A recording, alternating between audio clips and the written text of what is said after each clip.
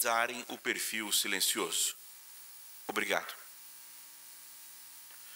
Senhoras e senhores, sejam bem-vindos à Câmara Legislativa do Distrito Federal.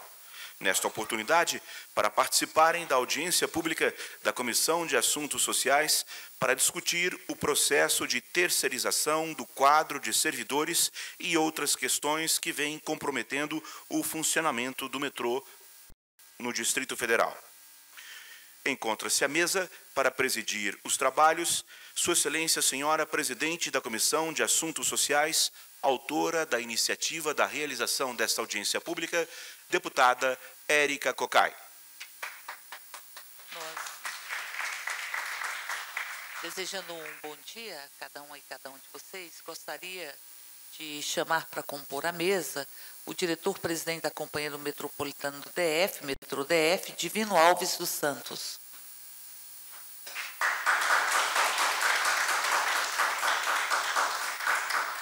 Convidar o diretor financeiro e comercial do Metrô DF, e até pouco tempo também presidente do metrô, Cairo Ramos. E convidar o senhor coordenador-geral do Sindicato do Metrô DF, Solano Teodoro da Trindade.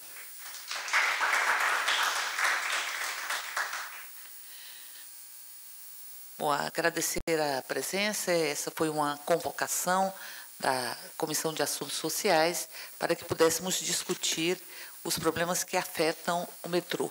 Um deles, ao nosso ver, está representado na terceirização.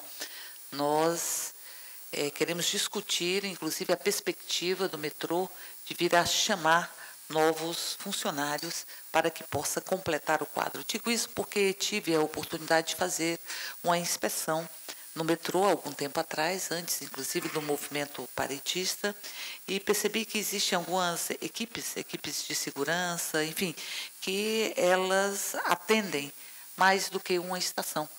Algumas atendem toda a asa sul. Equipes, inclusive, de auxílio, que auxiliam aos passageiros. Essas equipes estão, ao meu ver, o que pude constatar, em quantidade insuficiente. Pude perceber também que houve mudança de atribuição, que hoje uma parte dos servidores que antes tinha a prerrogativa de, inclusive, descer ao trilho para emergencialmente solucionar qualquer problema, estão hoje sem esta atribuição. Foi tirada delas esta atribuição e foi repassada para uma empresa que faz, portanto, este tipo de trabalho. Recebemos, inclusive, no nosso gabinete, há algum tempo atrás, a dificuldade de atendimento e de socorro de uma pessoa que estava prestando serviço no metrô, que não teve a condição exata de socorro em função da deficiência, inclusive, de pessoas para esse tipo de atendimento. Mas nós chamamos e fizemos esta convocação com a perspectiva também de discutirmos o que foi pauta dos jornais há alguns dias, que é a suspensão, inclusive, ou a discussão sobre a licitação do VLT, que estava a cargo do próprio metrô. Quais foram as providências ou que estão sendo tomadas neste processo para que possamos ter a regularidade dele mesmo. Estivemos com a presidenta do Tribunal de Contas do Distrito Federal, que nos disse que a licitação em si, que os problemas decorrentes deste processo licitatório seriam problemas que não estavam no momento da aprovação da licitação, visíveis para o próprio Tribunal de Contas, que foi internamente no próprio metrô que se desenvolveu esses processos de uma suposta ou de uma, enfim, suspeita de irregularidade.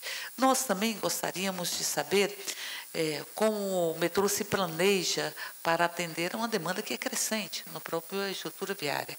A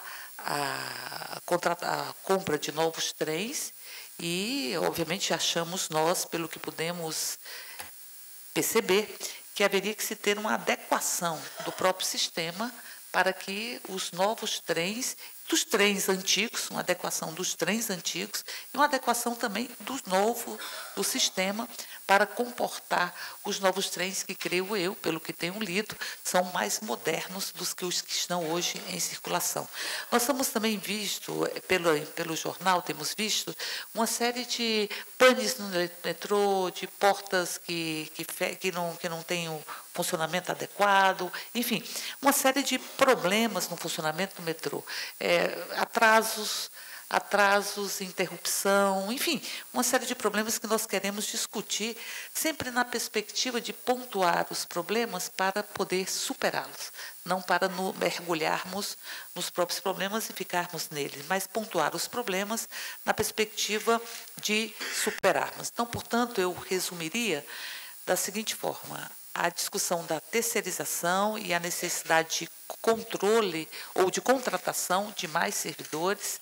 O segundo, o próprio funcionamento do metrô, que tem apresentado uma série de problemas, prejudicando sobremaneira o próprio usuário, inclusive com a adequação a partir da contratação dos novos trens e a questão da licitação do VLT, que tem sido palco dos jornais. Então, portanto, seriam esses os aspectos que nós queremos inicialmente tratar nesta audiência pública. Nós vamos proceder da seguinte forma: nós vamos solicitar que a direção do metrô ela possa fazer a sua exposição. Nós já combinamos um prazo máximo de 30 minutos. Me parece que é o senhor Cairo que fará, não? A apresentação? Em 30 minutos, porque nós precisamos da presença do presidente. O presidente foi convocado. Então, tem 30 dias para vir aqui, está no prazo. Então, está seguindo o que prevê a lei orgânica e o regimento. Mas, em verdade, quando nós aprovamos essa convocação, já passaram mais 2 presidentes, além do presidente atual. Então, portanto, nós vamos permitir que o ex-presidente possa fazer a apresentação ou coordenar a apresentação. Não sei, o senhor está há muito pouco tempo no metrô. Quantos dias o senhor está no metrô? 14 dias. Então, o senhor fará a apresentação de um período de 30 dias, depois nós vamos passar para a entidade sindical. Eu também tenho algumas perguntas para fazer, que espero que não sejam necessárias a partir da apresentação, e em seguida nós passamos para o presidente para que ele possa proceder às respostas necessárias. Pode ser assim o encaminhamento? Então, eu vou lhe passar a palavra ao senhor Cairo Ramos, que é diretor financeiro e comercial do metrô do Distrito Federal, para que ele possa fazer a exposição inicial.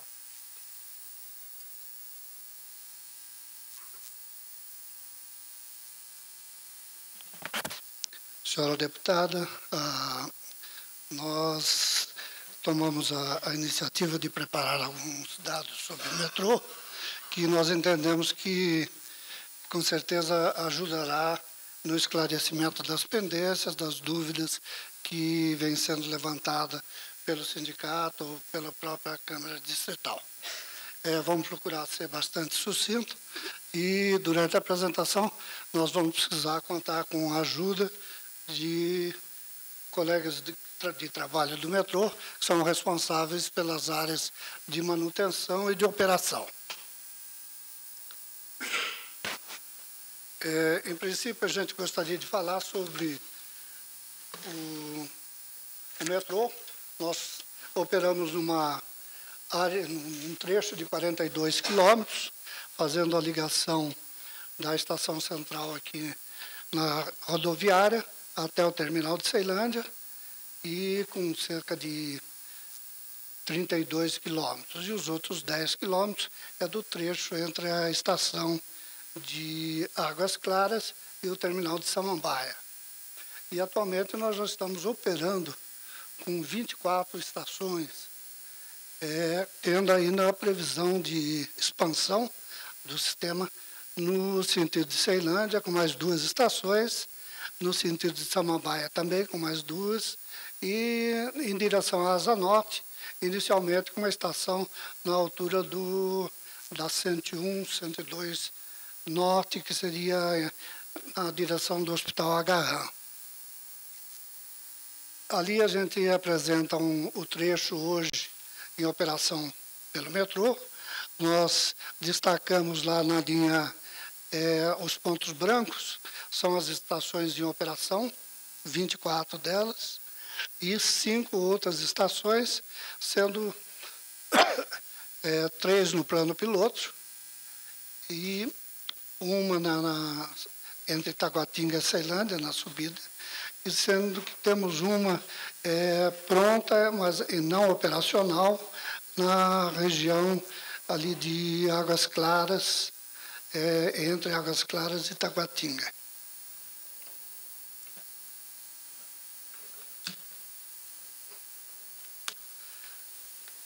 Nós gostaríamos agora de chamar o chefe de departamento de operações do metrô, José Soares de Paiva, para ele falar alguma coisa a respeito da operação do metrô. Eu queria destacar alguns pontos relativos à parte de operação, mostrando, digamos assim, uma data inicial, dezembro de 2001. O porquê dessa data? Porque em 24 de setembro de 2001 que foi iniciada a operação comercial do metrô. Antes dessa data, nós tínhamos algumas atividades de operação caracterizadas como operação de testes, operação de teste de equipamento e contato inicial entre a operação do metrô e a população. Então, nós tivemos crescendo aí a partir de dezembro de 2001, em que nós operávamos inicialmente da Estação Central até a Estação Praça do Relógio, no centro de Taguatinga, e até a Estação Terminal Samambaia. A partir de 2007, nós conseguimos chegar até a Estação Ceilândia Sul, que é SESC, que está colocada aí, e hoje, em maio de 2010, nós estamos com um trecho entre Central e Terminal Ceilândia, Central Terminal Samambaia. Evidentemente que houve uma expansão na parte de extensão da via, indo de 30 e poucos quilômetros até 40 quilômetros de via. O restante dos 2 quilômetros que o Dr. Cairo colocou diz respeito à parte de trechos da via em áreas de manobra, no pátio e tudo mais. O número de estações, nós começamos inicialmente com 11 estações lá em dezembro de 2001 e hoje nós temos 24 estações. O total de usuário também houve um crescimento significativo, em torno de 6,5 milhões de usuários por ano, a 33,5 milhões de usuários no ano de 2009. Total de viagens realizadas é o total de disponibilidade de viagens que o metrô dispõe em cada dia. Fomos de 26.800 viagens disponibilizadas a 31 mil viagens até maio de 2010. Os trechos onde nós fizemos a chamada Operação Branca, a operação de testes, foram de Samambaia, Relógio Samambaia Central, depois Relógio até Ceilândia Sul, e depois já entramos na parte da operação comercial. O número de estações dessa fase da Operação Branca, nós começamos com 11, fomos acrescentando mais 2 em 2006 e mais 2 em 2007. E a partir daí não tivemos mais Operação Branca, já foi operação comercial direto. Dias de operação durante a semana, inicialmente o metrô operava de segunda a sexta-feira, hoje estamos operando de segunda a domingo, 7 dias por semana, portanto. Os horários de operação do pico, inicialmente nós tínhamos o pico das 7h30 da manhã às 8h30, e hoje nós temos um pico que se situa, digamos assim, entre 6 da manhã e 10 horas da manhã. O que nós observamos? Que o pico da manhã ele está se expandindo um pouco mais em relação ao que era observado anteriormente, possivelmente devido à própria expansão, do início da entrada em operação, o início da entrada em trabalho de alguns usuários do metrô. No pico da tarde, nós temos um horário de pico também significativo, que vai aí por volta de 7h30 e hoje até às 20 horas, ou seja, pico da manhã e pico da tarde se caracterizam como os horários de maior movimento, de maior concentração de usuários dentro do metrô. A outra informação seguinte diz respeito ao headway. Headway é o intervalo entre um trem e o trem seguinte, né? Nós tínhamos, digamos assim, intervalos iniciais de 8 minutos, no pico da manhã, no tronco. O tronco é entre a estação central e a estação Águas Claras. Hoje nós estamos com um pico que nós estamos perseguindo de em torno de 4 minutos, 4 minutos e meio, às vezes 5 minutos. O headway, o intervalo nos ramais, é o dobro disso daí. Então, ele vai para 8 minutos e 30, 9 minutos. Né?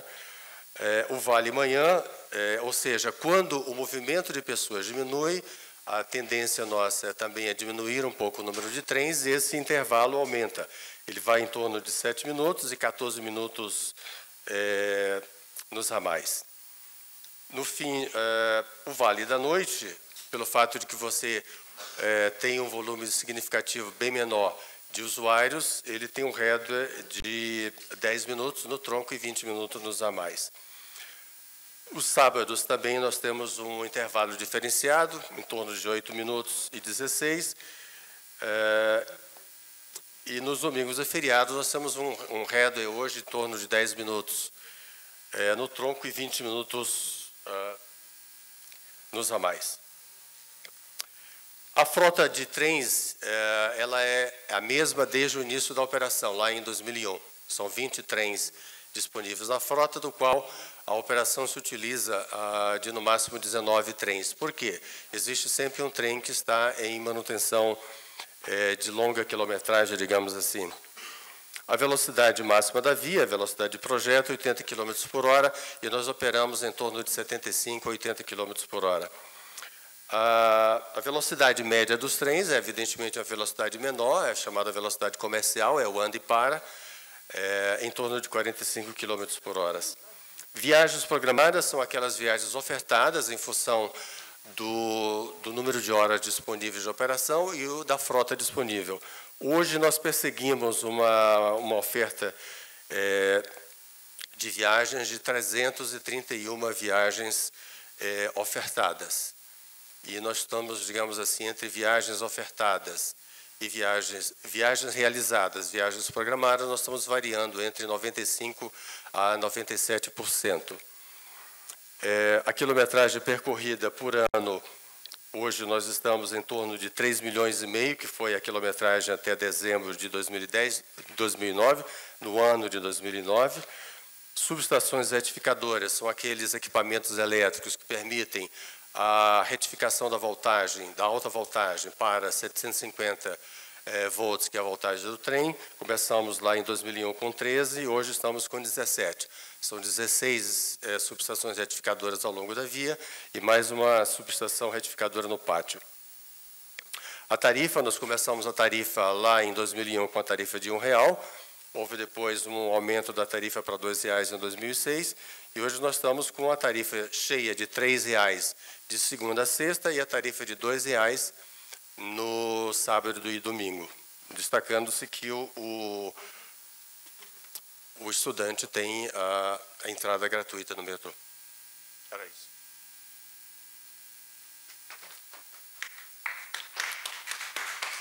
Continuo, né? Tá, eu queria destacar algumas ocorrências que aconteceram no metrô. Nós temos 2 ocorrências sérias.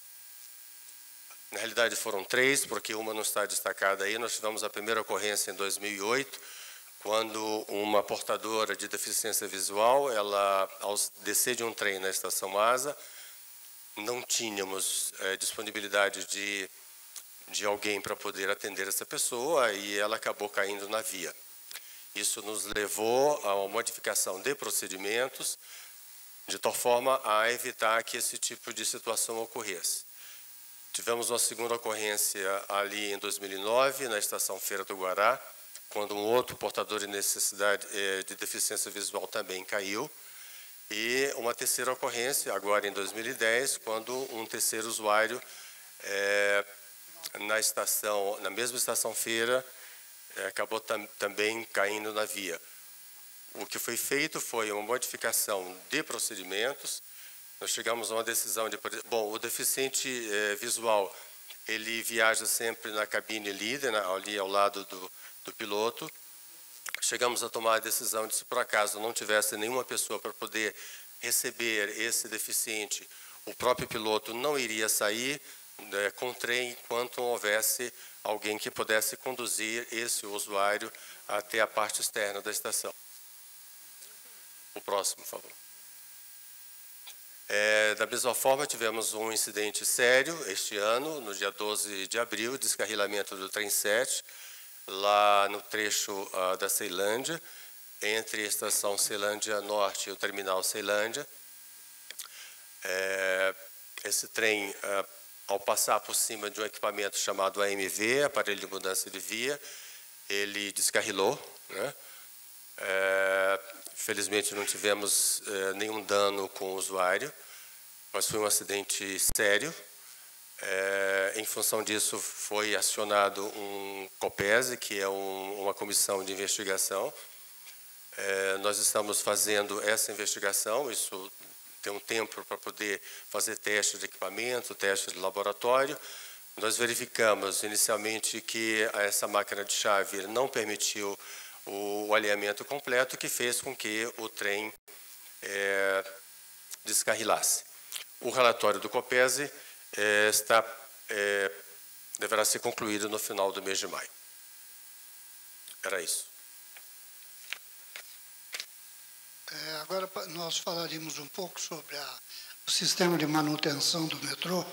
Gostaríamos de convidar o engenheiro Renato Maziero para falar.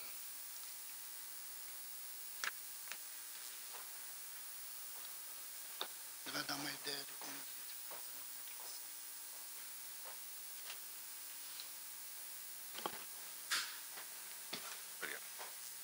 Bom dia, senhora deputada, bom dia a todos. Nós vamos tentar explanar um pouco sobre os trabalhos que são feitos na engenharia de manutenção, os cuidados que nós tomamos, por se tratar de uma engenharia de manutenção extremamente complexa.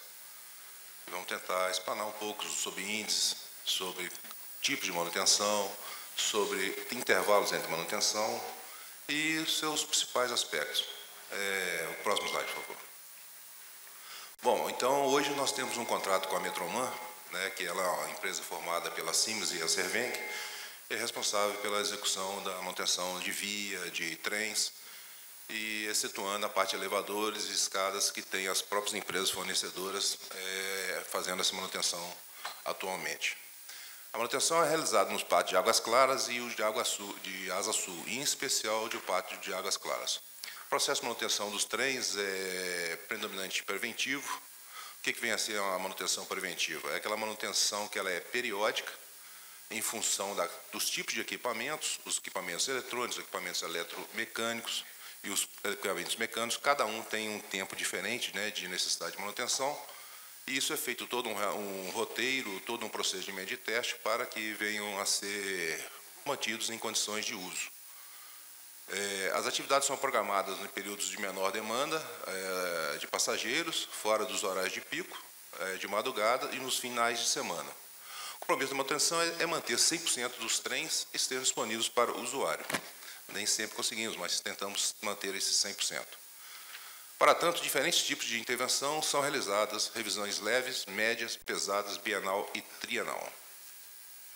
O que é uma revisão leve? É aquela revisão que ela submete os equipamentos e componentes a um determinado grau, nível de intervenção. São substituições de equipamentos que apresentam algum parâmetro fora de especificações técnicas ou mesmo realmente só por uma questão de temporização de uso, ver essa necessidade de substituição. Uma revisão média já é um pouco mais complexa, ela já exige um pouco mais de aprofundamento. Ela é realizada em trens, em especial em trem, a cada 50 mil quilômetros. E a gente, quando fala revisão média, a gente não entende só trens, a gente deve entender também via permanente, sistema de telecomunicações, sistema de sinalização e controle, porque a nossa planta é uma planta extremamente complexa. São equipamentos de extrema complexidade, e a gente sabe que envolve tramitação e transporte de pessoas, e são equipamentos vitais.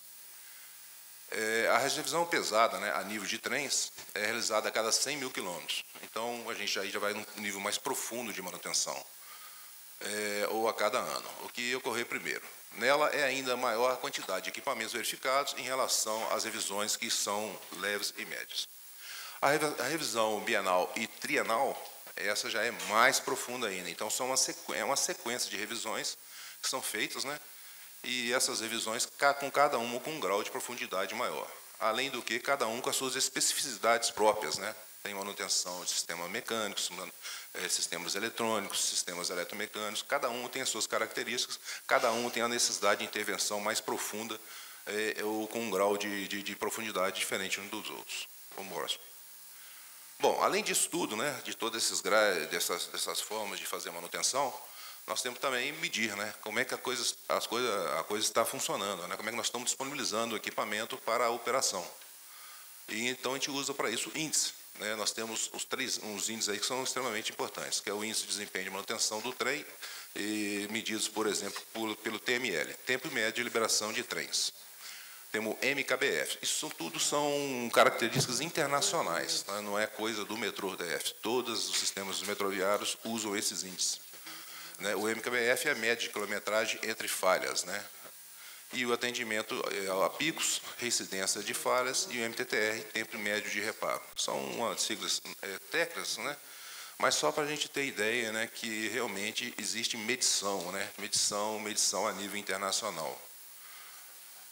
Em comparação com outras operadoras, o nosso metrô ele se coloca com um desempenho da frota com índices superiores a vários outros sistemas. Tem elevado grau de disponibilidade, nós estamos em torno de 92%, o que não é fácil de conseguir. Esses indicadores são discutidos pelas operadoras de transporte metroferroviários em todo o Brasil, nas associações, especialmente na ALANES, no GPAA, na ANTP e outros. E convênios que nós fazemos parcerias com o metrô de São Paulo, que é um metrô que tem a maior demanda hoje no país, né? E que nos pode, às vezes, nos orientam, né, em algumas dificuldades que nós temos. O próximo. Agradecemos a participação do engenheiro Renato Maziero. E agora nós estamos apresentando um quadro que é uma evolução do número de empregados no metrô. A gente procura demonstrar que nesse período houve um crescimento bastante representativo do número de empregados concursados. Nós iniciamos o quadro aí em 2004, com 377 concursados, e chegamos em maio de 2010 com 1.098. Na coluna de livre nomeação, a gente destaca aí que nós, em 2004, tínhamos 180 empregados não concursados e hoje temos apenas 44. E contamos ainda com 20 requisitados. Para um quadro de 1.162 empregados, nós temos 1.098 concursados.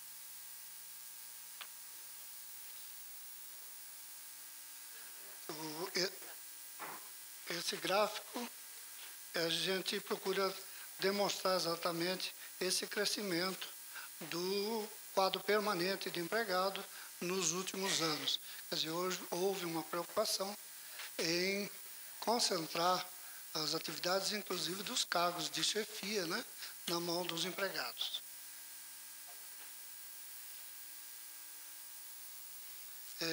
O desligamento de empregados no metrô vem numa taxa de 9,5% ao ano.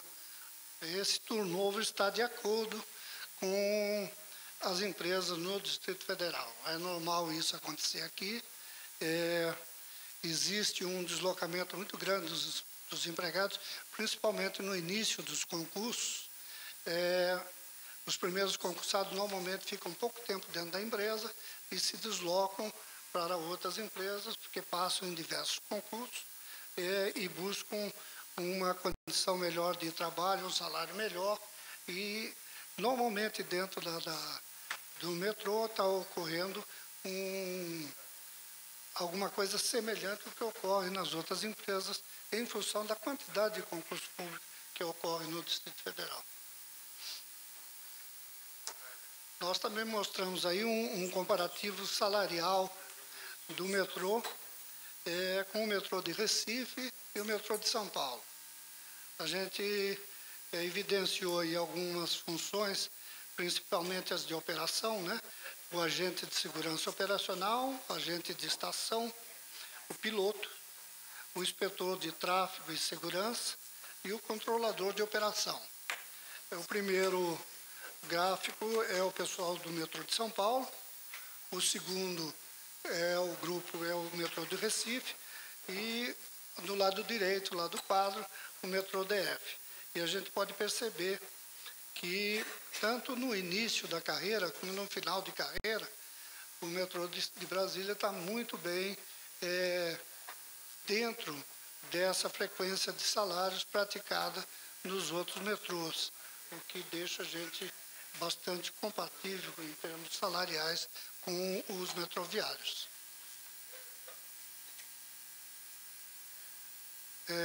Modernização da bilhetagem. Esse é o tema, um dos temas em que a deputada dedicou uma atenção especial.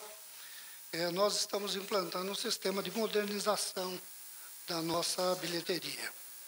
E isso trará benefícios à comunidade, aos usuários, e vai auxiliar muito na integração dos sistemas. A gente espera ter uma facilidade bastante grande operacional para fazer a integração do sistema metrô com o sistema ônibus, com o sistema de van. Essa terceirização, ela vem ocorrendo não é só no metrô, ela vem ocorrendo em outros sistemas metroviários. Na Europa, nos Estados Unidos, isso já é comum. No Brasil, o metrô do Recife já está fazendo. E diversas outras empresas, até a própria Caixa Econômica Federal, hoje, ela não faz mais aquele trabalho de recebimento, transferindo muitas das suas atividades para ser feita pelas lotéricas. Então, o metrô, com isso, ele está procurando apenas concentrar na mão dos agentes de estação as atividades fins da empresa. Quer dizer, nós queremos concentrar na mão dos empregados atividades de contato direto com o usuário e deixando essa atividade de meio para ser executada por empresas que possuem uma agilidade maior e que vão facilitar nesse sistema de integração. A gente destaca aí alguns aspectos positivos do novo sistema de bilhetagem. Os agentes de estação passarão a exercer só atividades fim: atendimento ao usuário, operação de equipamentos, operação de sistema de controle das estações. E isso vai propiciar um crescimento dele na carreira, deixando de fazer, inclusive, uma atividade que foi considerada penosa pelos próprios empregados.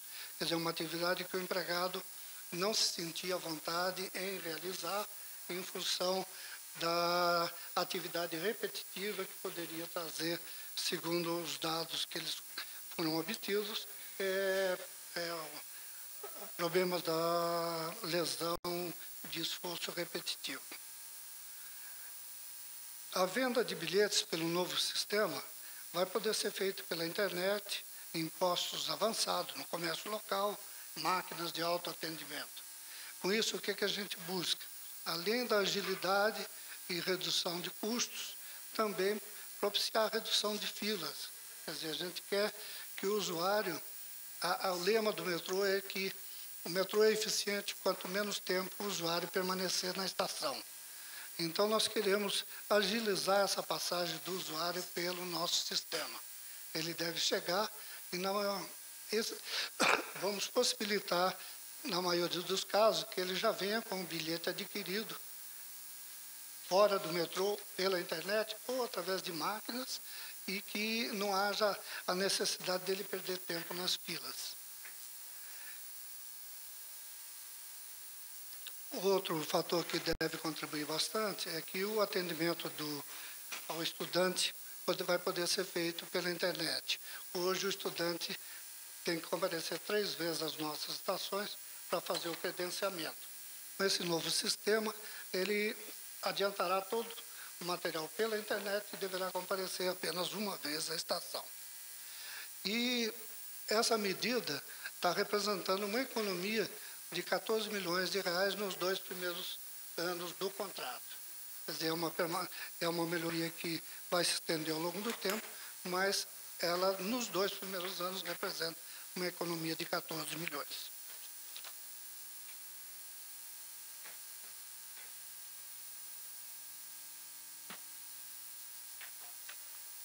No relativo à terceirização, foi mencionado um constante aumento da terceirização.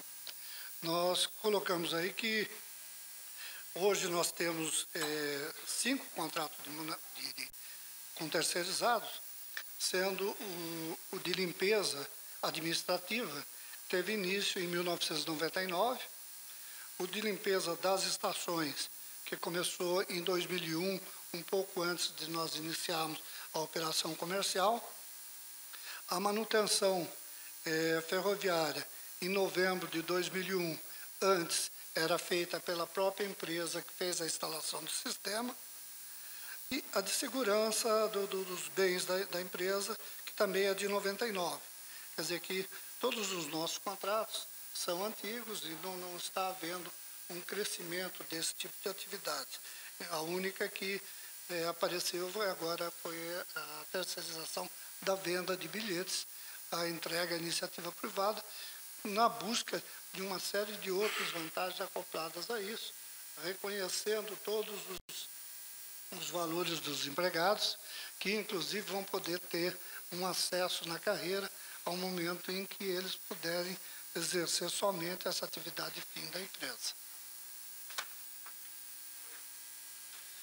Nós apresentamos também algumas informações sobre uma avaliação dos serviços que o metrô vem realizando. Nós, em 2008, solicitamos uma pesquisa de opinião a respeito da qualidade do nosso serviço. E, recentemente, já pedimos nova, dentro de alguns meses devemos ter o resultado dessa última. Os resultados de 2008, nós destacamos alguns, entendemos ser bastante interessante. O primeiro caso demonstra a faixa etária do usuário do metrô. Nós observamos aí que nesse gráfico vermelho são usuários com idade entre 18 e 40 anos e a faixa amarela de 41 a 60. Quer dizer que se nós tivermos aí entre 18 e 60 anos, concentrado praticamente o 90 e tantos por cento do usuário do metrô. O gráfico de baixo evidencia o grau de instrução do usuário do metrô. A faixa marrom, com 40,48%, é o detentor de ensino médio completo. E ao lado dele, o verde, o médio incompleto, e do outro lado, o médio incompleto com 13% e o superior incompleto com 20,44%. Então, fica bastante evidenciado que o usuário do metrô é um usuário com um nível de instrução bastante alto e um nível de exigência também bastante elevado.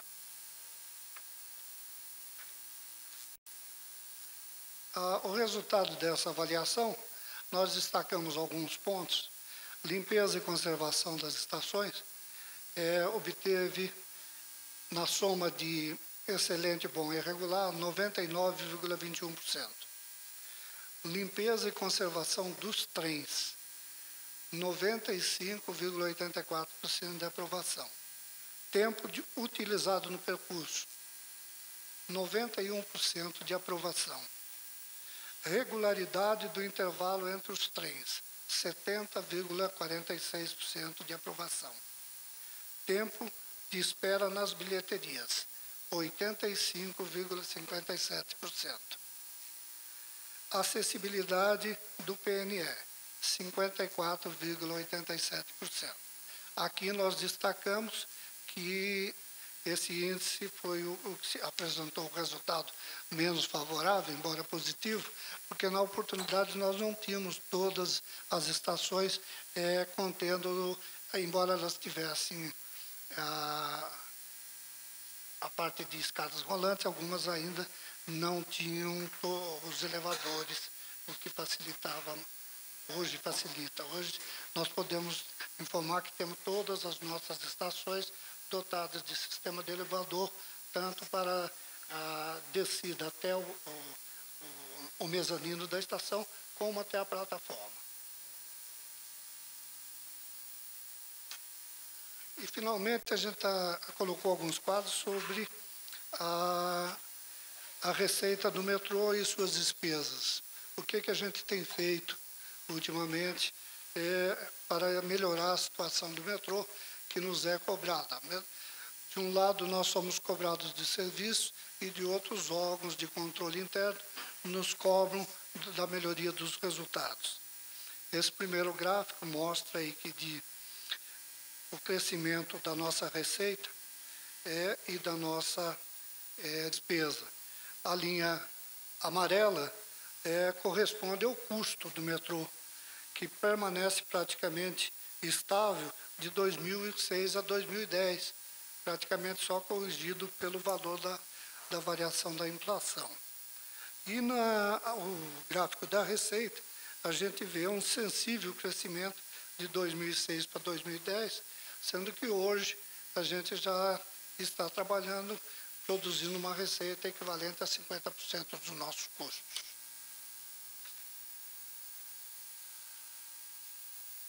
No comparativo do repasse, do recurso que o GDF nos manda, a gente também percebe uma modificação muito grande do quadro.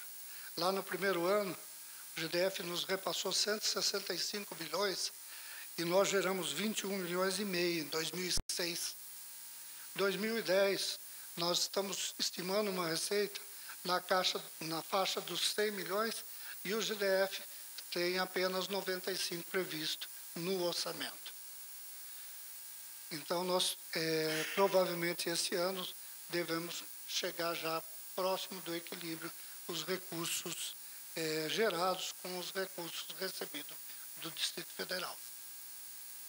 Vale dizer que esse procedimento permite que o Estado comece a fazer a aplicação desses recursos no desenvolvimento do sistema, podendo ampliar o sistema na construção de novas estações, aquisição de novos trens ou na aplicação de outros projetos do Estado.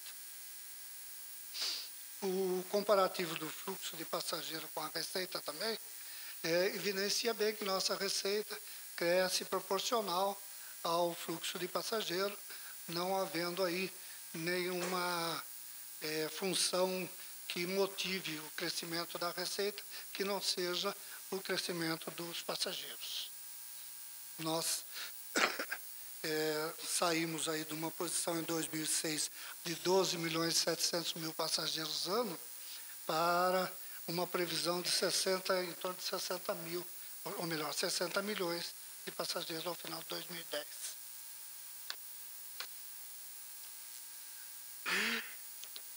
Alguns índices, alguns coeficientes são muito utilizados na aferição dos resultados de um sistema metroviário, de um sistema ferroviário. Um deles é o passageiro ano. E nós mostramos aí a evolução com um crescimento, com exceção de 2009 para 2008, que foi praticamente, manteve a quantidade de passageiros, nós estamos com uma evolução da quantidade de passageiros bastante representativa. Trens em operação. Em 2006, nós contávamos com 14 trens em operação. Hoje, nós estamos já trabalhando com 18 até o final do ano. Poderemos estar trabalhando já com 23 para, em 2011, estarmos com 30 trens. A gente coloca aqui, lembrando que o metrô nunca opera com a frota completa, deixando pelo menos 10% dos veículos parados para manutenção. Apresentamos ainda a quilometragem rodada, outro coeficiente que mede bastante o crescimento do movimento do metrô, saindo de 1.600.000 para 4.300.000. E, por fim, o custo operacional do passageiro, que a gente demonstra que nós operávamos em 2006 com um custo de R$ 14,29 por passageiro e estamos projetando uma expectativa de R$ 2,59 em 2011, o que representaria praticamente o equilíbrio econômico entre custo operacional e receita operacional. E isso fica confirmado no exame do quadro seguinte, também com a redução do custo operacional por quilômetro. Nós agradecemos a oportunidade de apresentar o nosso número, estamos à disposição e informamos que provavelmente vamos precisar da ajuda dos colegas da operação, da manutenção, para a resposta de alguns quesitos. Eu queria anunciar a presença da Sandra Pérez, diretora de Operação e Manutenção, da Ivanilda Gentil, diretora de Administração, do Celso Renato Pitangui, diretor técnico, da Vandeísa Menezes, chefe da Procuradoria Jurídica, da Cecília Viana, coordenadora de Organização Social, do José Soares de Paiva, chefe do Departamento de Operação, do Renato Maziero, que aqui falou para todos nós, do José Natanael Martins, chefe do Departamento de Econômico Financeiro, do Paulo Eduardo Moura, chefe do Departamento da Diretoria Financeira, da Rosana Mendes Moreno, assessora de Diretoria Técnica, do Ricardo Garófalo, assessor do metrô, da Lúcia de Fátima de Nascimento, agente de estação do metrô, do Maurício Ricardo, que é auxiliar administrativo do metrô. Agradecer a presença de todas e todos e passar a palavra para o nosso presidente do sindicato, o Solano. Bom dia a todos e a todas. Bom dia a todos. Bom, antes de começar a minha explanação e colocar alguns questionamentos, gostaria de saudar aqui em nome dos metroviários a iniciativa da Comissão de Assuntos Sociais, na figura da deputada Érica, de chamar essa audiência pública, que para a gente é muito importante e de onde a gente espera tirar alguns esclarecimentos a respeito do funcionamento do metrô. Bom, desde já, queria desejar à nova diretoria que assume o metrô uma boa gestão e pontuar aqui alguns problemas que a gente vivenciou ao longo da gestão do senhor Gaspar, que a gente espera que não se repitam, né?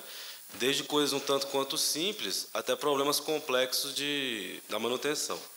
Um exemplo claro, por exemplo, esse fim de semana. Em razão da Pentecostes, o metrô funcionou até meia-noite no sábado e domingo. Não tem problema nenhum em relação a isso. O problema é, os usuários do sistema ficaram sabendo disso antes dos funcionários que foram comunicados apenas na sexta. O que eu quero dizer com isso? Que existe um problema de comunicação entre a direção do metrô e os trabalhadores. Outra coisa também, o uso político que se faz no metrô. Recentemente, coincidentemente, a estação Guará foi inaugurada no dia do aniversário da cidade do Guará. Só que ela não estava pronta. O que isso redundou?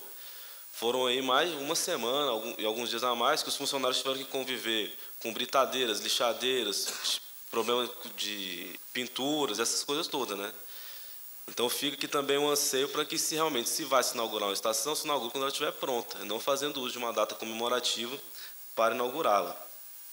E os próprios gráficos apresentados pela empresa deram conta do quê? Do fim da Operação Branca. Que a Operação Branca é o quê? É um momento do usuário se habituar ao sistema, poder realmente conhecer o metrô antes que ele comece a funcionar efetivamente. Então, fica também, se vai se inaugurar a estação do Agarrã, se vai ter mais estações para frente de Samambaia, que se faça a Operação Branca, se faça uma educação dos usuários do sistema para evitar uma série de problemas. Bom, em relação à manutenção, existem diversos problemas que a gente observa em relação a essa manutenção terceirizada. Um dos mais graves é o quê?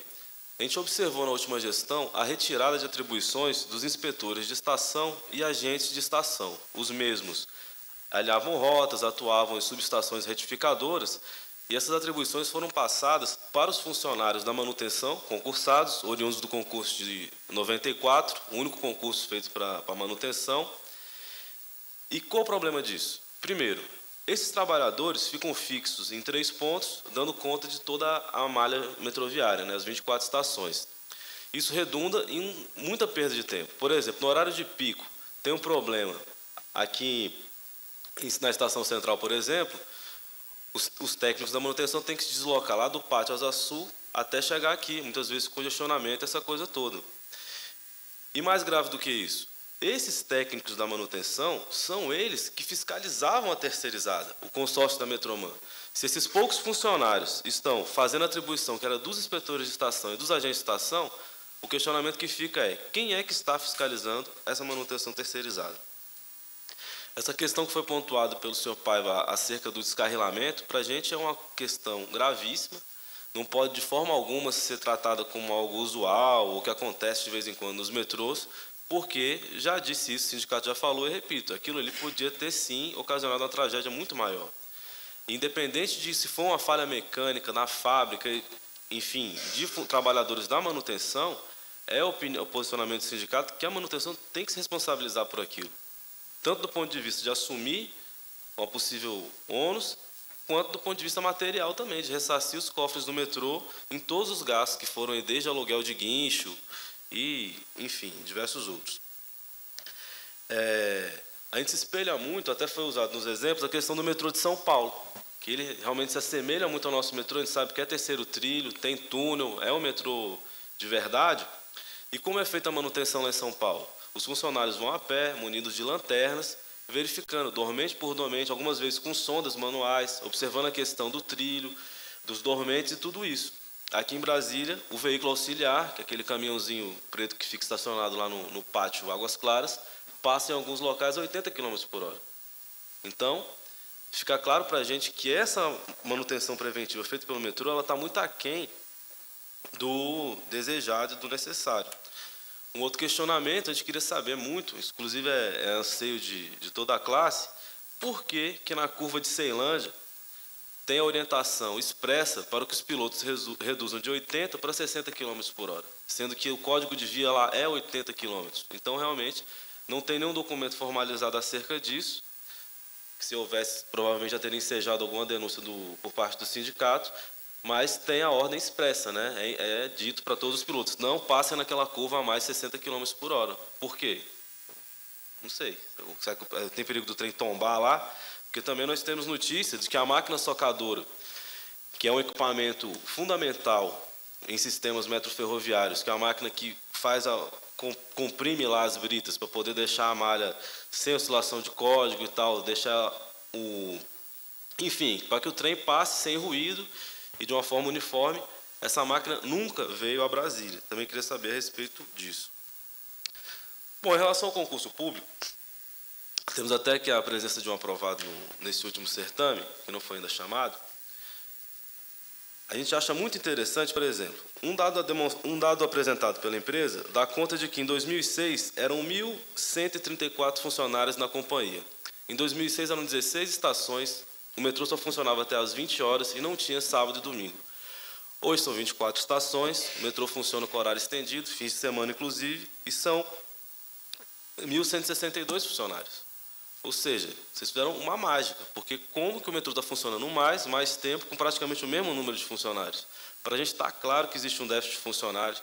Essas ocorrências de deficiente visual caiu na via, que a gente tem registro de muito mais do que 2 ocorrências, tem problema também com cadeirante, com idosos, essa coisa toda, é fruto do quê? De falta, nesse caso, de agente de estação na plataforma. Então, fica realmente aqui o apelo para que se convoque todos os aprovados no concurso. Inclusive, estranha muito uma notícia que o GDF soltou semana passada, já dando conta o quê? De que são 100 vagas para o metrô no ano que vem, concurso público.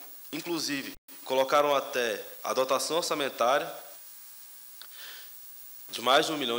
Então, como que vão fazer um outro concurso público se esses aprovados sequer foram chamados?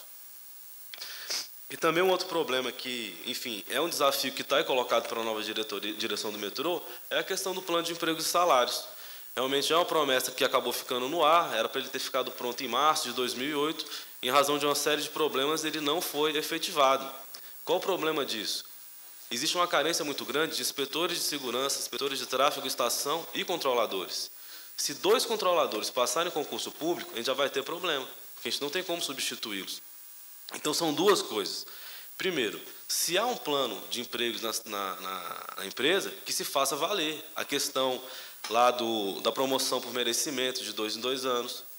E outra coisa, esse plano que começou a ser feito já há um bom tempo, que ainda não foi implantado, o sindicato contratou uma consultoria da UNB, nós já pontuamos quais são os pontos que o sindicato não concorda, isso já foi passado para a empresa. E é evidente que diversos pontos com os quais nós não concordamos não significa que eles são impeditivos para a implantação do PES. Agora, tem pontos cruciais. Por exemplo, o plano ele tem que ser depositado na DRT. Esse plano não pode prever unificação de cargo, que vai de encontro à lei federal, à lei 6.149, essa coisa toda. Então, é isso. Se a empresa ela sabe quais são os problemas, tem uma carência de funcionário, então, espero que vocês deem conta desse desafio, né? Em relação à bilheteria, nós não somos contra a modernização da bilheteria, jamais fomos. Eu acho, inclusive, que nem se faz necessário que se terceirize esse serviço. A gente tem corpo técnico, pessoas especializadas para, por exemplo, vender bilhete pela internet. Não havia necessidade dessa terceirização, se foi feita bem. O nosso problema é em relação à terceirização de pessoal, porque nós temos documentos que dão conta de que a área fim, sim, da empresa, vender bilhete. Não é à toa que isso é uma demanda que está sendo levada pelo Ministério Público e é uma questão que está sob júdice.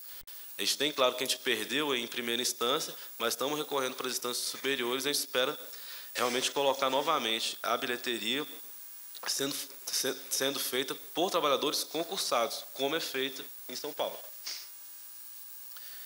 E para concluir, o que foi colocado de que porque os próprios bilheteiros não gostam de trabalhar na bilheteria porque da LER e DORT, isso não procede. Em primeiro lugar, a gente acredita que LER e DORT não deve ser nem para terceirizado, nem para concursado, nem para ninguém. É um problema que, se o aparelho lá da LER DORT, é obrigação do metrô resolver esse problema para seja lá quem for trabalhar. Agora, é uma atribuição que está no cargo da gente, prevista pelo plano de empregos vigente ainda, estava no concurso público, é uma obrigação, uma tarefa do trabalhador do metrô, do bilheteiro, no caso, agente de estação. E não é à toa que, quando a gente recorre dessa decisão, a gente não faz ela por conta própria. Foi uma assembleia representativa que realmente deu essa tarefa de a gente retomar as bilheterias. Por fim, a questão da publicidade. Fica aqui também a dúvida eterna, né? Desde que a gente entra no metrô, que a gente ouve falar nisso, por que os metrôs complementam sua renda com publicidade e aluguel de salas, como no Rio e São Paulo, e isso não é feito em Brasília? Bom, obrigado. Agradecer ao Solano.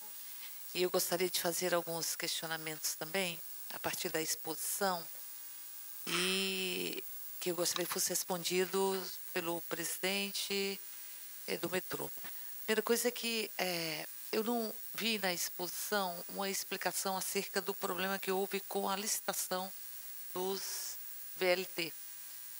Houve uma licitação, ou foi sustado, inclusive, esse processo, porque houve, me parece que, uma suspeita de que haveria uma combinação de vencedores na licitação. Nós tivemos no Tribunal de Contas, como eu disse, para tentar obter informações, mas o problema se deu, em verdade, dentro, ao que me consta, da própria estrutura do próprio metrô, da elaboração do processo licitatório.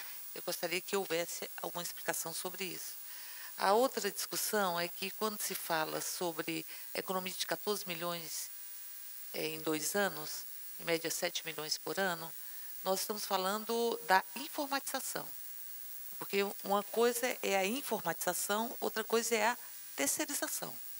Então, o que vai provocar a economia? A informatização, você ter caixas eletrônicos, você ter a possibilidade de adquirir bilhetes por internet, enfim, que, como foi dito já pelo representante do sindicato, isso não é intrínseco ao processo de terceirização. A informatização, eu sou de banco, foi um dos setores que mais sofreu com a informatização, inclusive a tendência das várias instituições é internalizar o seu problema. Quem terceirizou está internalizando seu processo de informatização, até porque isso passa a ser muito precioso do ponto de vista da própria segurança da empresa. Então, as empresas estão internalizando. A Caixa Econômica está internalizando, o Banco do Brasil está internalizando, enfim. E o segundo aspecto é a terceirização, que aí eu gostaria de que pudéssemos ter algum dado sobre o valor da terceirização da bilheteria, não é? O valor do contrato da terceirização, o valor pago aos funcionários terceirizados, que a terceirização também dos profissionais. É muito difícil a gente estabelecer o que é área fim e o que é área meio numa empresa de serviço, porque é uma construção que vai desde a compra do bilhete até o transporte. Então, eu não entro para ser transportado se eu não tiver o bilhete. Então, portanto, o bilhete, até que ponto que faz parte de uma área meio? Na medida em que eu estou... É como um comércio, por exemplo, fazendo um paralelo, um comércio.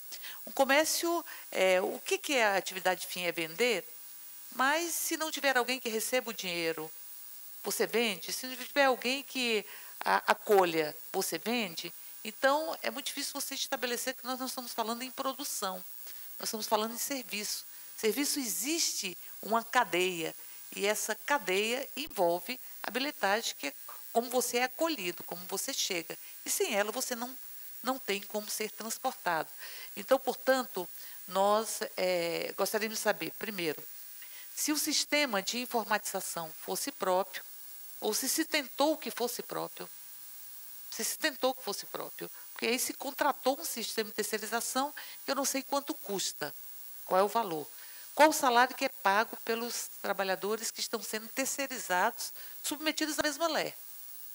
Então, eu vou tirar o servidor da lesão por esforço repetitivo e imponho isso aos terceirizados. O senhor disse que um dos motivos seria preservar os concursados disso. Então, eu imponho aos terceirizados? Então, o trabalhador terceirizado é passivo, então, de adquirir um alerta? E que eu estou preservando os servidores? Então, você tem que mudar a sistemática para impedir a lei. O trabalhador terceirizado, ele não é de segunda categoria, teoricamente, para que possa submeter-se a uma lei. Então, se tem problema de esforço repetitivo, então eu vou ter que corrigir o esforço repetitivo, que também é outra coisa que a gente lida muito com isso nos bancos. Mas, enfim, isso é um aspecto. A segunda coisa é se há pesquisa de 2010. O senhor falava de uma pesquisa de satisfação em 2008, ou essa é de 2008, pelo que eu entendi. Não tem a de 2010. Por quê? Porque foi citado 3 ocorrências, duas aconteceram no Guará, uma em 2009, em agosto de 2009, e as outras 2 em 2010. Então, posso falar o seguinte, foram as 3 únicas que ocorreram, inclusive com descarrilhamento, foram as 3 únicas que ocorreram na história do metrô, pelo que eu entendi. Aconteceram todas agora. 2 agora, em 2010, e uma em agosto de 2009. Então, portanto, se eu for analisar que as 3 ocorreram nesse período, ou recentemente, menos de um ano, e que 2 delas ocorreram agora em 2010, eu tenho que analisar que alguma coisa precisa ser investigada no funcionamento do metrô agora em 2010. Nós escutamos uma entrevista do senhor José Gaspar de Souza, num programa de televisão, que ele disse mais ou menos assim, ora, se uma pessoa cair na via, existe um botão no centro de controle que ele desliga automaticamente toda a energia, se por acaso uma pessoa de uma estação cair na via. Automaticamente é cortada a energia e o trem para onde ele estiver. Nós gostaríamos de saber se isso é verdadeiro, ou se, porque nós temos informação que não existe esse botão. O que existe é uma comunicação, é feita uma comunicação, a solicitação de desenergizar a via, que é feita essa comunicação por rádio, que muitas vezes não funciona, porque o sistema de comunicação me parece que é por rádio, e me parece que existem alguns lugares que existem sombras, e que existem bloqueios, que o rádio não consegue atingir todos os locais. E que, por rádio, se comunica a um centro de controle que utiliza o mouse de computador e aí sim desenergiza as vias. Então, eu digo isso porque isso é uma... nós estamos aqui pontuando se é verdade ou se não é verdade, que automaticamente existe um botão no centro de controle que desliga as vias, desenergiza, ou desliga os trens, enfim, ou se não, para que a gente possa estar corrigindo. Nós temos a presença de sombras que a gente pôde perceber que impedem a comunicação. Isso talvez faça quando você não consegue ter acesso a todo o sistema, a todos os trilhos, isso talvez provoque, me corrija se eu estiver errada, isso é uma dedução, que haja a parada, né? Ou seja, que os trens, porque não podem ser controlados em determinados momentos, por uma questão de segurança até louvável, eles param preventivamente, até que se estabeleça o controle, se isso é verdade ou não, não é? E nós também achamos que, eu não sou contra, eu até falava isso com o senhor, eu não sou contra que se libere o transporte metrô durante as festividades de Brasília, mas é preciso fazer alguma coisa, porque eu soube que há muita depredação, houve muita depredação no último dia 21, enfim, o que é possível fazer para se evitar o nível de depredação? E se o metrô tem uma avaliação de qual foi o prejuízo do último dia 21 de abril? Tanto em depredação, enfim, o prejuízo e pelo próprio não funcionamento. Isso não quer dizer que eu não ache que deva se liberar a passagem nos dias de festividade. Acho que deve, sim. Acho que apenas é preciso ter um cuidado, porque quem arca com os prejuízos, via de regra, é o próprio metrô, e o Distrito Federal que coloca a gratuidade, ele deveria assumir, portanto, os prejuízos provocados por essa gratuidade. Porque, sem dúvida alguma, pelo que eu tive notícias, de informações, houve esse prejuízo. E eu queria também saber como está a visualização pelo centro de controle das estações finais do trecho de Ceilândia. Se há a possibilidade de o centro de controle visualizar todas as estações. Pela informação que eu tenho, é que como houve, de certa forma, um fluxo, obviamente o fluxo é crescente, não há nenhuma dúvida disso, o metrô está muito mais acessível hoje ao conjunto da população, mas não houve a adaptação, a modernização do sistema para que se pudesse assegurar as condições de segurança necessárias. Bom, qual é o valor do contrato de terceirização? Gostaria de saber da bilheteria, qual o valor pago aos funcionários, eu já falei sobre isso. Qual é a ocorrência da abertura de portas pelo lado oposto da plataforma? Isso são e-mails que nós recebemos, nós não temos a exata noção se isso tem uma grande dimensão ou uma pequena dimensão. Ou seja, a porta se abre pelo lado oposto da plataforma. Então, se há uma estimativa de quanto isso está com a média de ocorrência e o que está sendo feito para controlar, porque isso coloca em risco, realmente. As pessoas podem sair e não estarem numa plataforma, mas estarem no trilho.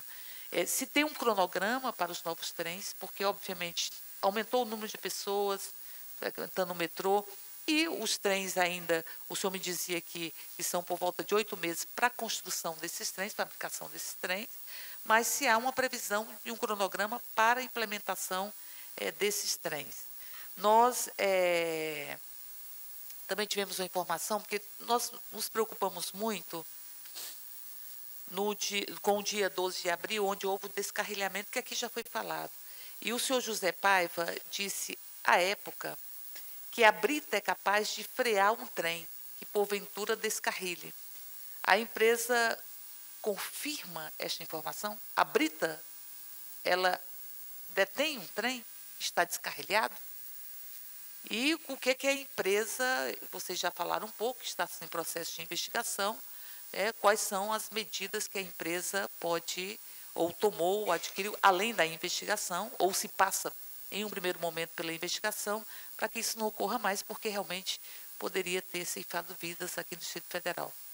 E eu não sei qual foi a evolução dos valores gastos. O senhor falou da evolução do quadro de concursados, falou da evolução, da involução, em verdade, dos cargos comissionados, mas qual foi a evolução dos valores gastos com a terceirização nesse período? Qual foi a evolução dos valores? Porque aqui, como já foi falado pelo Solano, a manutenção no metrô de São Paulo, por exemplo, ela é feita por servidores. E aqui também já foi pontuado por ele, que eu acho que é importante, que se os servidores que deveriam fiscalizar a manutenção estão fazendo atividades, não tem como fiscalizar. Então, quem está fiscalizando a própria manutenção? E, por fim, eu gostaria de saber também se há previsão de contratação de mais servidores, porque vão chegar mais trens, não é? Me parece que são 12 trens, não é? Vão chegar mais trens e precisamos aumentar o quadro de pessoas, tem que ter uma programação já. Eu vi isso que foi falado aqui. Eu vi uma equipe acho que de segurança, eu não sei como chama, agente de segurança, me parece, cuidando de todas as estações da Asa Sul. Uma única equipe. Eu vi, conversei, eram equipes, inclusive, que têm um atendimento extremamente importante e que atendiam, inclusive, auxiliavam as pessoas com deficiência. Auxiliavam os cadeirantes, auxiliavam pessoas com deficiência visual, porque se tivesse uma equipe dessa no Guará, que auxiliar, como eu vi, porque isso eu vi uma pessoa com deficiência visual sendo auxiliada por essa equipe de uma forma extremamente humana, uma forma extremamente acolhedora, e me deu muito orgulho de uma pessoa, porque a gente lida com isso, com a inclusão das pessoas com deficiência, e me parece que se tivesse uma equipe dessas nessa estação do Guará, que uma pessoa com deficiência visual caiu nos trilhos, talvez não teria acontecido o acidente, ainda que a pessoa tivesse, pelo que foi dito, com sinais de embriaguez. Bom, enfim, são essas as perguntas que eu queria fazer. Para a gente obter as respostas, nós vamos também pedir a gentileza de vocês de que a gente possa, no decorrer da necessidade, a partir da demanda, estar encaminhando futuras perguntas que possam chegar a nós, sempre chegam, não é? Para que vocês possam responder, a gente possa dar resposta aos usuários. Só mais uma coisa, que aí foi uma reclamação que nós obtivemos, que às vezes atrasa muito. Primeiro, da estação de Ceilândia. A estação de Ceilândia, muitas vezes, os trens, quando passam lá, não adianta, porque ninguém consegue mais entrar no trem. E aí a necessidade, o senhor até me dizia que com os novos trens é possível construir, os trens saírem de Ceilândia mesmo, ou de Samambaia, enfim, porque às vezes os trens passam, a periodicidade é pequena, mas eles passam sem condições de que o usuário possa adentrar dentro deles, porque eles já estão superlotados. Então, a periodicidade, ela não representa o acesso e o transporte dessas pessoas. E a última coisa é que, muitas vezes, há problemas no trem, o trem para, as pessoas ficam esperando e o trem não chega, e alguns já até sugeriram que pudesse ser avisado isso, para que as pessoas pudessem... Eu falo de um e-mail que nós recebemos, nem sei se isso já foi corrigido, se tem algum tempo, de uma pessoa que ficou por volta de meia hora esperando um novo trem, e depois foi informado que o trem não viria, porque houve algum problema numa estação anterior, eu não sei qual, mas o trem não chegaria. Que os usuários pudessem ser informados e que pudessem ter o direito, inclusive, do ressarcimento do bilhete que compraram. Com essas questões, eu me dou absolutamente me dou por concluída a fase inicial de perguntas e passo a palavra para o senhor Divino. Não sei se o senhor quer fazer uso da palavra ou quer passar para o senhor. Então, passo a palavra para o diretor há 14 dias? Não, 12. Há 14 dias, diretor do metrô, presidente da Companhia do Metropolitano DF, senhor Divino Alves dos Santos. Bem, excelentíssima senhora deputada Érica Cocai, presidente da Comissão de Assuntos Sociais, senhores membros aqui da mesa, colega Cairo Solano, presidente do sindicato, que eu estou tendo o privilégio nós estamos tendo o privilégio de conversar hoje pela primeira vez, logicamente, pelo tempo exíguo de que ia assumir e ele também com as suas atribuições do dia a dia. Mas quero deixar claro aqui, da abertura, eu espero que você se some conosco, porque a presidência do metrô, a direção do metrô atual, entende, e principalmente a presidência, entende que o grande patrimônio dos servidores, o grande patrimônio de todos os servidores do metrô, é o próprio metrô. Então, que quanto melhor, melhor. Nada de quanto pior, melhor. Senhores diretores, senhores técnicos, senhores assessores, eu quero agradecer aqui a presença de todos que nos acompanham nesta manhã e, ao mesmo tempo, agradecer à senhora deputada, que é a grande oportunidade que a senhora nos dá, trazendo para aqui, até no exercício para mim, que assumi há cerca de 14 dias, mas imbuído, e sempre que fui, de que quem assume carga, assume os encargos. Pode ter certeza que até mesmo aquelas ações que foram contestadas de alguma forma, nós não vamos eximir de corrigi-las ou então de prestar os esclarecimentos devidos. Eu fiz sucintamente aqui, o tempo que nos é disponível agora, 10 minutos, algumas anotações, logicamente, e eu gostaria de dissertar sobre as mesmas. Bem, falar sobre o patrimônio, é um patrimônio de Brasília, é um patrimônio da sociedade de Brasília, é um patrimônio dos servidores, é o metrô. 40 quilômetros de vias, que já foi mostrado aqui hoje, 20 trens em funcionamento, dos quais, talvez alguma coisa eu vou ser repetitivo, para ficar bem marcado para nós do que temos, do que somos e do que poderemos ser. Desses 20, é bem verdade que há uma necessidade natural de fazer a manutenção do dia a dia, de 1, 2, e que nós já identificamos que o índice é o menor possível de todos os metrôs. E isso deve-se ao empenho dos técnicos daquela empresa, viu, deputado? Bem, esta manutenção, ela é constante e voltada para o aspecto preventivo, não tenha dúvida, como não poderia ser diferente. E eu não quero dizer que foi bom, bom seria se não tivesse nenhum incidente ao todo esse transcurso. Nós tivemos 3 que requerem a nossa atenção, que merecem a nossa atenção, a atenção de todos nós. A senhora nos ajuda através do seu desempenho aqui na Câmara Legislativa, outros deputados também nos ajudam, e que como órgão fiscalizador, que deve ser da ação do Executivo. Quanto a pessoal, nós vimos uma evolução gráfica, na evolução gráfica, saindo de uma situação de cerca de 600 funcionários em 2004 para 1.162 em 2010. Isso mostra o crescimento do metrô, das suas necessidades naturais. A pesquisa, esta pesquisa foi feita em 2008. Nós, quando, logicamente, isso não veio aqui para a senhora, para os senhores, aqui para a Câmara, sem que passasse por todos nós, lá dentro, aqueles que ficaram com a incumbência, no caso do Tocai, a direção como um todo. Que esta pesquisa, mesmo com esses índices elevados, e se ela for feita agora em 2010, que não sirva para nos acomodar, mas sim de nos aperfeiçoarmos ainda mais, até para que não haja uma acomodação natural nossa.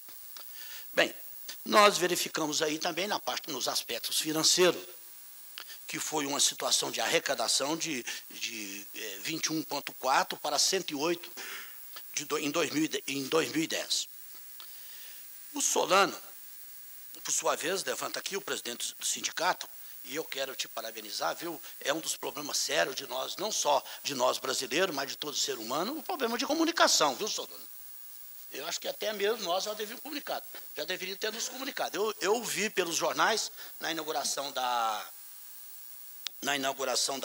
estação do Guará, quando você deu a sua entrevista, e li atentamente, eu chamei a nossa assessora de comunicação e disse para ela, a primeira coisa que eu me deparei foi aquilo, Cecília está aqui, viu? Eu marquei, a gente precisaria ver, porque daqui um pouquinho você fala por um lado, a direção fala por outro, e nós não chegamos juntos. Porque eu acredito que o interesse do sindicato deva ser o interesse do bem funcionar e do bem servir o usuário do nosso metrô. Eu acredito, eu tenho certeza disso. Mesmo porque eu tenho as melhores referências suas também. Bem, a inauguração realmente É procedente a sua colocação, agora não cabe a mim aqui ficar justificando por que se inaugurou e ficou alguma coisa a falar. Era aniversário da cidade, acredito eu, o administrador quis e deve ter forçado com a direção, viu, deputada, para que se inaugurasse quanto antes. Bem, na manutenção, eu já fiz referência aqui aos técnicos. O concurso público. Eu poderia dizer, nós temos aqui, inclusive, um concursado, a gente vê o seu desejo de trabalho, isso é muito bom. Que você se imbua disso mesmo, ele foi assim, de uma felicidade tamanha. E é muito bom quando a gente vê, e é a parte humanística, deputado. E a senhora faz isso muito bem, quando ele está dizendo, eu sou concursado, eu quero trabalhar. Olha, é o que nós gostaríamos, é de dar essa oportunidade a todo aquele cidadão, toda pessoa que ela trabalhe e que seja produtiva. Você pode ter certeza, eu não sei a sua classificação, agora, dentro da legalidade, nós vamos fazer. Agora, quero deixar aqui registrado, já que a deputada colocou no seu questionamento também, na sua posição, para que venha se esclarecer, eu fui informado, apesar de pouco tempo, e nós estamos, uma das primeiras coisas que eu perguntei foi até pedir, eu chamei a ela para que a gente quebrasse um pouquinho a hierarquia e que o recurso humano estivesse bem próximo da presidência. E no entanto, já fui informado e posso trazer em primeira mão. Atendendo a demanda e a disponibilidade dentro da legalidade, nós estaremos muito em breve chamando mais alguns concursados. Não chega a uma média aproximadamente, não é menos de 50 nem mais de 70, mas nós estaremos convidando. E é bem verdade para que atenda a demanda. E se outras demandas tiver, e se nós estivermos dentro da disponibilidade de recursos, e logicamente com a anuência dos órgãos competentes, nós iremos chamar a outros. Agora, o que nós não podemos é passar um na frente dos outros. Eu não sei a sua classificação, como é que é seu nome mesmo? Maurício, viu, Maurício? Mas você pode ter certeza de que eu quero ter o privilégio. Eu gostaria de ter o privilégio, sabendo da nossa transitoriedade nos quadros da empresa, de tê-lo lá conosco. Viu? Bem, PCCS, isso é uma... Agora, lembrando-se, fazendo mais um parênteses, nós precisamos de associar os nossos interesses à efetiva necessidade. Nunca atender interesse e deixar a necessidade. Eu acho que a necessidade da empresa, ela é em primeiro plano. Nós vamos depois ver o interesse de A, de B e de C, sem perder de vista a própria legalidade. O PCCS, nós sabemos o que é um plano de cargo de salário, como a complexidade de tudo isso. A deputada colocou com muita propriedade a dificuldade que se tem de saber o que é terceirizado e o que não é terceirizado. É uma dificuldade, é uma indefinição. A própria Justiça, o próprio Ministério Público, o Solano colocou aqui, e já foi a matéria vencida, e vocês têm que lutar, nós temos que ver. O importante é que todos nós estejamos, eu vou dizer, nos trilhos, não nos trilhos, da legalidade e nos trilhos do metrô. Viu, Solano? Então, nós vamos aguardar. Eu acho que foi feito esse processo, o Tribunal de Contas passou por todos os órgãos, para que nós façamos as coisas como deve ser feita, da bilhetagem. A deputada levantou também uma coisa que tem sido objeto dos últimos e tem nos trazido uma certa preocupação a toda a direção da empresa. Tenho certeza que a todos os seus servidores, o seu corpo funcional, e bem como até mesmo a sociedade brasileira, é o problema do VLT. Não tem nada pior de que alguém está nos vigiando e está nos olhando porque você fez coisa errada. Eu quero dizer, nós temos que sair da nossa individualidade e ir até para o coletivo. Imaginemos que nós somos vigiados no dia a dia. O Ministério Público já esteve cerca de 3 vezes já visitando a sede do metrô. Agora, a senhora pode ter certeza, deputada, aqui nesta casa, na Câmara Legislativa, a senhora pode, inclusive, transmitir aos seus pares de que nós estaremos atentos a qualquer representação e a qualquer orientação que emana dos órgãos competentes. O Ministério Público, até agora, só imaginou e levantou. Não apontou uma divergência sequer para nós. E nós estaremos atentos a cumpri-las, como também, não só dele, do Tribunal de Contas e tudo. Está aqui o nosso chefe do jurídico, que nos acompanha também aqui hoje, mas a senhora pode ter certeza, tão logo tem uma decisão, nós não relutaremos e não vamos esconder nada. Não é porque eu quero até referendar aqui, ratificar o que eu disse no inicial. Quem assume cargo, assume encargo. Este é um encargo da direção do metrô, e falando do metrô, estaria falando do presidente, dos demais diretores e, consequentemente, dos próprios funcionários. Agora, quero pedir, tanto a senhora, que se puder nos ajudar, traz um certo constrangimento a todo o corpo funcional. Inibe, inclusive, a ação daqueles que fazem a coisa mais corretamente, com o maior zelo possível, sabe? Mas esta é a regra, esse é o Ministério Público fazendo o seu papel e que nós o respeitamos, é as decisões judiciais que virão e nós iremos cumpri-la.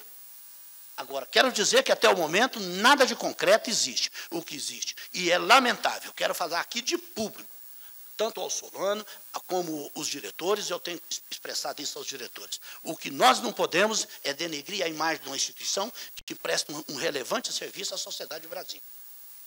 Porque a prova está aí, a demanda do crescimento e a preocupação da própria parlamentar, na pessoa da deputada Érica Cocai, presidente da Comissão de Assuntos Sociais, porque com um trânsito, num transtorno, eu vou chamar nem trânsito, um transtorno de trânsito que está hoje em Brasília, a ausência do metrô, então, o sofrimento da sociedade seria muito maior. Eu teria que finalizar a nossa fala aqui agora dizendo de que atrás de uma culpa sempre tem uma desculpa. Nós não estamos aqui para nos desculpar em nada, mas nós estamos até para identificar e abrir as portas. A senhora citou também aí o custo mas a senhora arrematou no fecho da sua palavra, a senhora querendo saber o custo do contrato. É bem verdade que todo contrato é publicado, é cumprido os tantos legais, dentro do Diário Oficial e tudo. Mas nós estamos nos disponibilizando a qualquer esclarecimento e sugestão de Vossa Excelência e de todo o corpo dessa casa. Muito obrigado. Obrigado, senhor Divino. Eu gostaria de perguntar ao senhor Cairo se ele quer fazer uso da palavra para fazer as respostas ou acrescentar alguma coisa às perguntas que foram feitas. Em função da complexidade do número de questionamentos, né, com certeza nós precisaríamos de ajuda de alguns colegas, porque eles são basicamente concentrados nos itens voltados à manutenção do sistema e nós, operando na área financeira e comercial, não dispomos de todos os elementos para prestar os esclarecimentos. E algumas das indagações, talvez nós não tenhamos a resposta de imediato, mas nos comprometemos a enviar por escrito. Em quanto tempo o senhor se compromete a enviar? As respostas? Isso é coisa de 2, 3 dias, nós podemos enviar. Até sexta-feira? Com certeza. Então, eu vou repetir. A questão da licitação do VLT, que aqui já foi falado. Nós queremos saber, aqui foi perguntado também por que na curva de Ceilândia os pilotos têm que reduzir a velocidade, foi perguntado pelo Solano. A discussão do botão, a declaração do senhor José Gaspar de Souza, que diz, existe um botão no centro de controle que desliga automaticamente toda a energia se por acaso uma pessoa de uma estação cair na via. Automaticamente é cortada a energia e o trem para onde estiver. Nós podemos até repassar, isso aqui foi uma fala dele num canal de televisão. Então, o que nós sabemos é que é por meio de rádio que é encaminhado para o centro de controle, que utiliza o mouse do computador para fazer a desenergização. Então, nós estamos querendo saber se existe mesmo esse botão, enfim. A comunicação com a parte operacional é feita por transceptor portátil.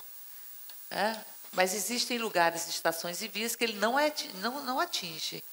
Inclusive, a informação que nós temos é que, veja bem, aumentou o fluxo, mas não foi adaptado o sistema. E aí, nesse sentido, até com os novos trens, vai ter que se fazer essa modernização do sistema. Me parece, já deveria ter feito, porque aumentou o fluxo sob maneira.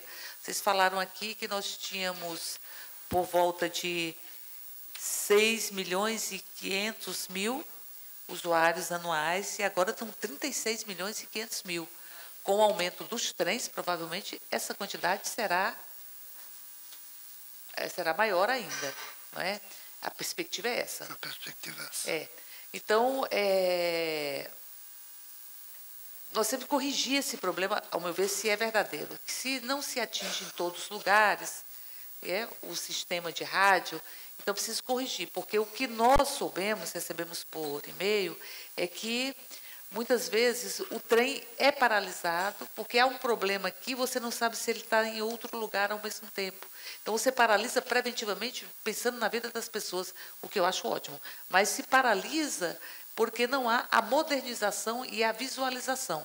Inclusive, a visualização das últimas estações de metrô em Ceilândia, que o centro de controle não sei se atinge, se visualiza as últimas estações. Então, quando há algum problema, se para preventivamente, até que se ateste, que alguém vá e tal, e se ateste, porque o sistema não atinge o conjunto das estações dos locais. Bom, eu queria saber sobre a questão dos prejuízos no dia 21, no último dia 21, que vocês pudessem listá-los, não do ponto de vista de que o problema esteja com o metrô ou na gratuidade, não está. Eu acho que tem que se manter isso, é uma festa cívica e há que se possibilitar que a população participe. Mas penso eu que se é uma decisão, uma festa, se essa decisão é do governo, o governo teria que arcar com os prejuízos ao metrô. O metrô não pode arcar com os prejuízos por uma decisão que foi tomada pelo governo sem analisar, questionar o mérito, mas, aliás, apoiando o mérito, de que deve ter mesmo gratuidade. Eu não sou contra isso. Bom, enfim, sobre a questão do plano de empregos e salários, me parece que o acordo já foi concluído. Já foi concluído o acordo, ele já está sendo implementado em alguns aspectos, e os empregados ainda não aprovaram. E, se foi feito o acordo, ele tem que ser depositado na DRT. Na DRT, porque senão em verdade, você não tem uma segurança acerca do programa de planos de emprego e salários. Bom, a terceirização da bilheteria, eu perguntei qual o valor do contrato da terceirização, qual o valor pago aos servidores, a média de ocorrência da abertura de portas pelo lado oposto da plataforma, as medidas estão sendo tomadas, isso é um dado absolutamente não científico, que são as pessoas que falam. Eu não sei se é uma média realmente relevante, enfim, por isso estou perguntando. As pessoas falam isso, chega muito para nós, para a comissão, chega muito esse tipo de reclamação. Os novos trens, sobre o cronograma de implementação, foi dito também pelo chefe de Departamento de Operação e Manutenção, o senhor José Paiva, com o descarrilhamento do trem do dia 7, do trem 7 do dia 12, que a brita seria capaz de brecar o trem.